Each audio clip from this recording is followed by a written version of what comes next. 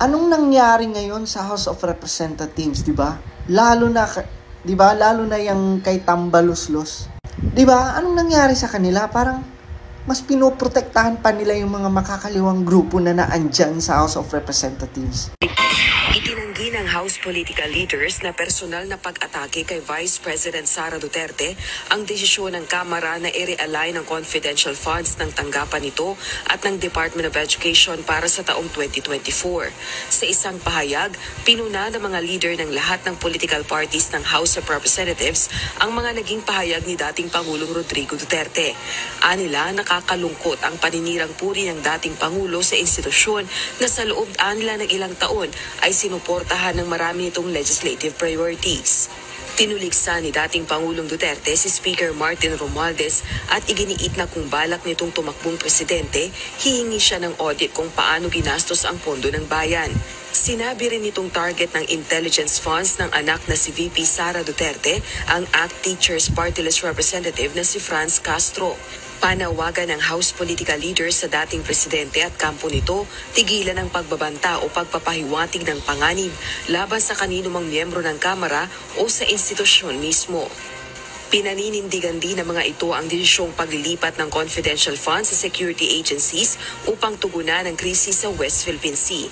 Committed din anila ang House of Representatives na igalang at sundin ang ruling ng Korte Suprema na iligal ang pork barrel fund. Ito ay matapos sabihin ni dating Pangulong Duterte na pinakabulok na institusyon ng Kongreso dahil sa pork barrel funds. Pinayuhan naman ng mga leader sa Kamara ang dating Pangulo na kung may ebidensya sa mga aligasyon nito ay ipresenta sa mga kinauukulang otoridad. Ang political parties na kabilang sa joint statement na inilabas gabi ng Sabado, October 14 ay ang Lakas Christian Muslim Democrats, Partido Demokratiko Pilipino Lakas ng Bayan, Nationalist People's Coalition, Nationalista Party, National Unity Party at Party List Coalition Foundation Incorporated. Samantala, isinumite naman ng Makabayan Bloc lawmakers ang House Resolution No. 1361 upang hikayatin ang tatlong komite sa Kamara na imbestigahan ang confidential funds ng Davao City mula 2016 hanggang 2023 in aid of legislation.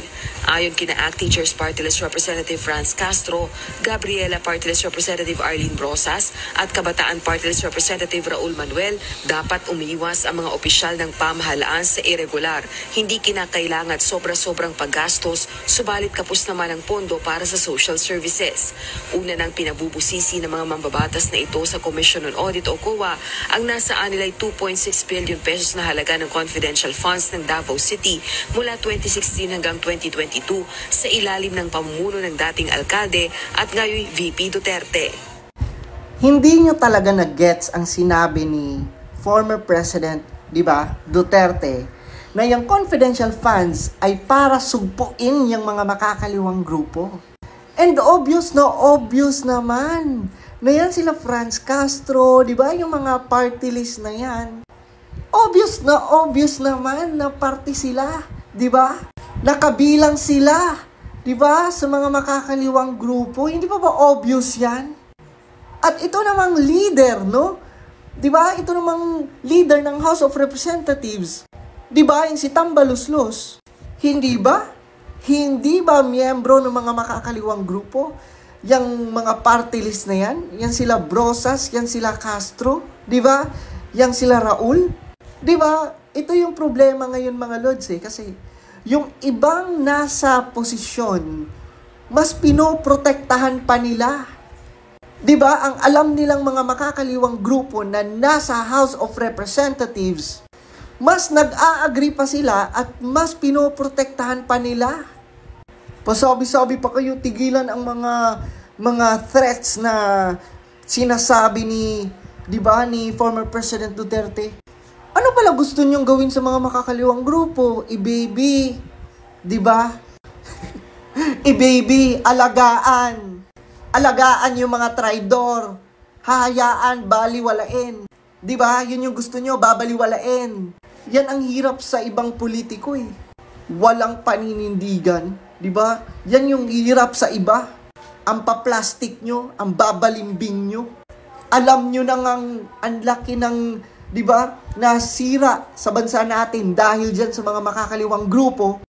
Ito ring nasa House of Representatives, sige lang din ng sige. Okay lang din ng okay.